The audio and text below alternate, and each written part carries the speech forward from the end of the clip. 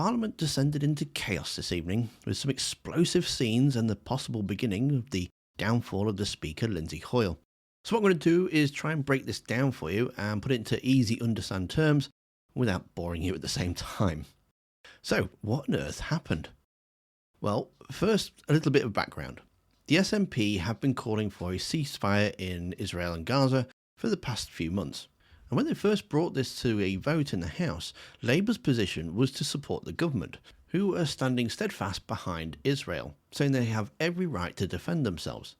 Labour whipped their MPs to vote with the government, and many disagreed, stepping away from their shadow front bench positions to go ahead and rebel, voting with the SNP. Ultimately, the vote failed. Fast forward to today, and things in Israel and Gaza have intensified. People's emotions about the situation are running high, so the SNP tabled a motion on their opposition day to call for a ceasefire, knowing full well that it's going to divide the Labour Party. Now, bear in mind, the biggest opponent in Scotland is Labour. So before people thinking that this isn't about party politics, it really is. And if they can spit the Labour Party, then they can go back to Scotland and tell the people there that they are a divided party and they can't agree on anything, so it's not really worth voting for them. Now, just bear in mind that ultimately, the vote is not binding by the government. They wouldn't have to do anything. And secondly, it's not our war. People aren't going to just stop fighting because a few people in London have said that they should. But anyway, now with Opposition Day motions, they're usually critical of the government, and so the government tends to put on amendments to change the wording. Now it's used to be that the government always amended would go first, and then they would vote on it. But if that vote passed, then there would be no point voting on the Opposition Day's initial motion because the wording had already been changed. So back in the 90s, at the behest of Labour, it was turned around, so the Opposition Day motion would be voted on first, and then any amendments would be voted on after. So naturally, today's SNP motion, the government amended. The SNP's initial wording was the immediate ceasefire in Gaza and Israel. The motion condemns any military assault on what is now the largest refugee camp in the world, and further calls for an immediate release of all hostages taken by Hamas and an end to the collective punishment of the Palestinian people. The government amended to Israel's right to self-defense in compliance with international humanitarian law and highlighting and condemning the slaughter, abuse and gender-based violence perpetrated on the 7th of October 2023. The government text also reaffirms the urgent need to significantly scale the flow of aid into Gaza, where too many innocent civilians have died, and calls on all parties to take immediate steps to stop the fighting and ensure unhindered humanitarian access. And although their initial response was to abstain from the SNP motion, however, in an unprecedented move, Labour tabled their own amendment, which read, as well as describing the loss of Palestinian life as intolerable, calls for an immediate stop to the fighting and a ceasefire that lasts and is observed by all sides. The Labour wording spells out explicitly a concern that some commentators sympathetic to Israel have raised in response to the pro-Palestinian activists. The Labour amendment notes that Israel cannot be expected to cease fighting if Hamas continues with violence, and that Israelis have the right to the assurance that the horror of the 7th of October 2023 cannot happen again. The Speaker of the House is the one who decides on the amendments, the ones accepted to be debated, and in what order. Now, bear in mind that Lindsay Hoyle is a Labour MP. However, when you become the Speaker, you have to renounce any partisanship. So you must be impartial, and as such you don't get to vote in any debates. But it does seem very strange that he would allow another opposition to amend an Opposition Day's motion. And although it has been done before, it's not standard practice. Here he is when he announced what he was doing. I think it's important on this occasion that the House is able to consider the widest possible range of options. I have therefore decided to select the amendments both in the name of the Prime Minister and in the name of the Leader of the Opposition.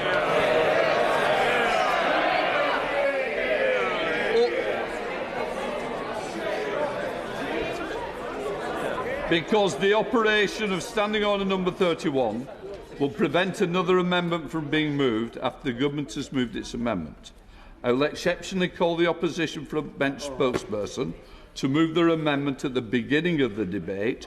Once the SNP spokesperson have moved their motion, at the end of the debate, the House will have an opportunity to take a decision on the official opposition amendment. If that is agreed to, there is a final question on the main motion as amended. If the official opposition amendment is not agreed to, I will call the Minister to move the government amendment formally. That will engage the... Order! I'm going to finish... That will engage the provisions of Standing Order number 31. So the next vote will be on the original words in the SNP motion. If that is not agreed to, then the House will have the opportunity to vote on the government amendment. Proceeding this way will allow a vote to take place potentially on all proposals from each of the three main parties. Finally, I should tell the House that, in my opinion, the operation of Standing Order number 31, which governs the way amendments to the opposition day motions are dealt with, reflects an outdated approach. Now, he did say that all three were going to be voted on, the Conservatives, Labours and the SNPs, which again isn't normal practice. But as Lindsay Hoyle said, he wanted to give everybody the opportunity to express their own views. However, this hasn't gone down well with the Tories. They spat their dummy out and pulled out of their amendment, and here is Penny Mordaunt ripping into the Speaker. But we, on this side of the House, have never asked that the procedures of this House be upturned in order to mitigate against such pressures. Even when we have faced extreme abuse. Mr. Speaker has stated in the decision that he has taken today, and that he is entitled to take, that he wished for all propositions on the order paper to be put to the House. However, this decision has raised temperatures in this House on an issue where feelings are already running high, and it has put honourable and right honourable members in a more difficult position. It also appears from the advice of his clerk that the decision is taken against the long-standing and established processes and procedures of this House, and that the consequences may be that government is not able to respond to opposition day motions, and as such, the government does not have confidence that it will be able to vote on its own motion. For that reason, the government will play no further part in the decision this House takes on today's proceedings. I would like to stress that the government's position on Israel and Gaza remains unchanged, as my right honourable friend, the Prime Minister, outlined today. Later on, we find out that this is more likely because they didn't actually have the numbers to support their own amendment. In a tweet from Natasha Clark, which reads, multiple Tory MPs say Penny Mordaunt pulled tonight's amendment because the government did not have the votes to support the Israeli humanitarian pause motion. Rumour is that too many Tories had told whips they minded to back Labour's motion in favour of a full ceasefire. The SNP were absolutely furious, demanding that the Speaker of the House return. Madam Deputy Speaker, may I firstly begin my point of order by just re-emphasising that we are all here tonight to vote on the civilian deaths in Gaza and the appalling situation that has been faced by nationals in Israel too. We all must remember that. Madam Deputy Speaker, if I have listened correctly to what has just been said, on SNP Opposition Day, should the Labour Party's motion be carried, then the SNP's vote will not be held. Secondly, if I have read the clerk's letter to all members correctly, which was sent to the Speaker, this was a consequence that he was warned of. So can you please advise me, where on earth is the Speaker of the House of Commons? How do we bring him to that seat to explain, how do we bring him to this House now to explain to the Scottish National Party why our views and our votes in this House are irrelevant to him. Madam Deputy Speaker, further to my earlier remarks and on the back of the remarks which have been made there, I'm afraid that you did not provide clarity to me in relation to, one, where the Speaker of the House of Commons is. Secondly, what mechanisms are available to members to bring him to this House to explain that the SNP Opposition Day has turned into a Labour Opposition Day. And thirdly, and most importantly, I must insist to you, Madam Deputy Speaker, that the SNP motion is voted on first, as the Chair of the Procedure Committee has just outlined. But I was assured that I would have a vote on the SNP motion today.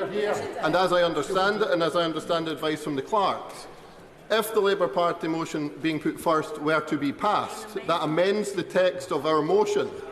And the vote then, given that that amendment removes all of the text of our motion, we would not have a vote on the text of our motion on our opposition day. How can this possibly be allowed to happen? Let me first of all address the point from the Right Honourable Gentleman, the leader of the SNP. First of all, the Speaker set out very clearly this morning the reasons for his decision to give the widest possible scope for different views to be heard and voted upon. The Honourable Gentleman, the SNP Chief Whip, knows that we would have been able to vote on all three of the propositions. I'm afraid that I am going to have to try for a third time. Can you please advise me where the Speaker of the House of Commons is, what mechanisms are available to bring him to this House, and as we wait for a deliberation to be made in that regard, I move that this House, you use the powers that I trust you have to suspend this House until the Speaker is brought to that. You can't do that. You can't do that.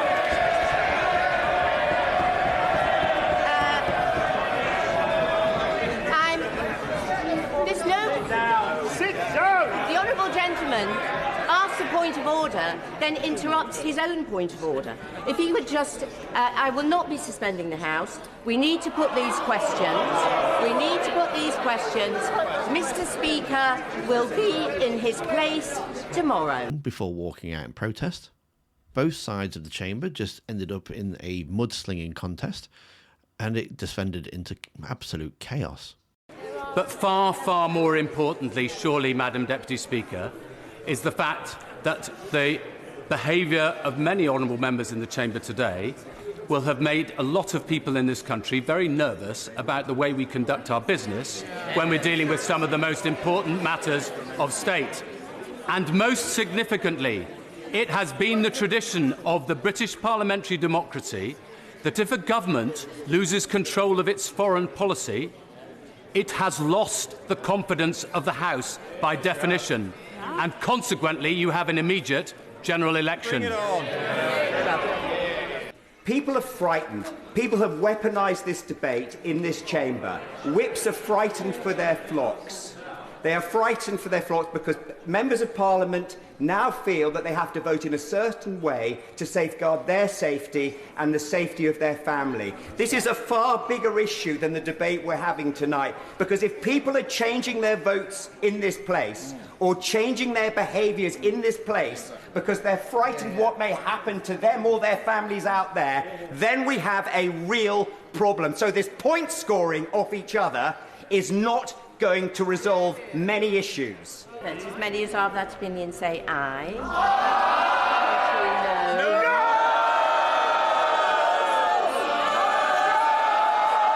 The Speaker of the House did return to apologise for what he'd done, and the SNP claiming that he'd been switched from an SNP Opposition Day motion to a Labour Opposition Day motion by having their amendments go first. And I've got to say, I regret how it's ended up. It was not my intention. I wanted all to ensure they could express their views and all sides of the House could vote. As it was, in particular, the SNP were ultimately unable to vote on their proposition. I am, and I regret, with my sadness, that it's ended up on like that, in this position. That was never my intention for it to end up like this. I was absolutely convinced that the decision was done with the right intentions. I recognise the strength of feeling of members on this issue. Clear today has not shown the House at its best. I do not want it to have ended like this. I want to say to the House, I will meet with all the key players of each party. I think it is right that I meet with each one, and that. Can I just put that correct? I've never met with Sue Gray today. I didn't bump into her today. I'm offended by that comment. I think you'd like to withdraw it. Yeah, because that is the danger that we've ended up with this House in speculation of not what is fact and not factual. I am honest to this House. I am true to this House. I believe in all members of this House. And I have tried to do what I thought was the right thing for all sides of this House. Can I firstly begin by echoing your sentiments in relation to the debate that was had in this chamber in relation to the most important of matters with regards to the safety of civilians in Gaza and indeed those in Israel. There has been a difference of view in the House today, but I think that difference of view has been expressed in a way which we can all agree has been in a positive fashion, in the best fitting way of any democracy, any functioning democracy. Mr. Speaker, whilst I acknowledge your apology, the reality is that you were warned by the clerks of the House that your decision could lead to the SNP not having a vote on our very own opposition day. As a result, we have seen the SNP opposition day turn into a Labour Party opposition day. I'm afraid that that is treating myself and my colleagues in the Scottish National Party with complete and utter contempt. And I will take significant convincing that your position is not now intolerable. To respond to that, and quite rightly, I understand the feeling. As I said, I would like to have that conversation in private. I would like to meet with you as soon as possible. And then there was a ruckus in the chamber as both amendments, Labour and the SNP, were then rushed through, which caused another big fuss. The question is that Amendment A be made. As many as are of that opinion say aye.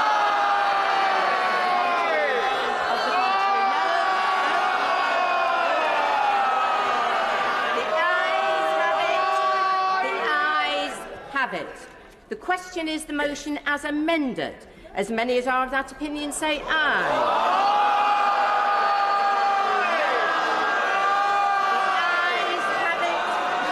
The ayes have it. So no debates, no actual people put on record their personal feelings. It all just looked very chaotic and very silly. And out of it, the Speaker is now fighting for his political career, as at least 33 Tory MPs and 40 SNPs at the time of recording have signed a vote in no confidence in him. At the heart of this, none of it really mattered because nothing's going to happen, and all it's really done is distracted from them having a serious debate about the state of Israel, and it's just been distracted with all the petty squabbling. It's clear that Labour knew what the SNP was up to with trying to divide their party, but I'm really surprised that the Speaker allowed their amendment to be tabled. But what do you think? Let me know down in the comments. Should this have even gone ahead in the first place? Do you think the Speaker needs to be replaced? And could all of this have been avoided if Starmer had just let Labour have a free vote on it? It's not the first time that the Speaker's tried to cover things up, and to see him cover for the Prime Minister against the Ministerial Code, you can watch the video that's on screen now. Thanks for watching. Don't forget to hit that like button, and I'll see you next time.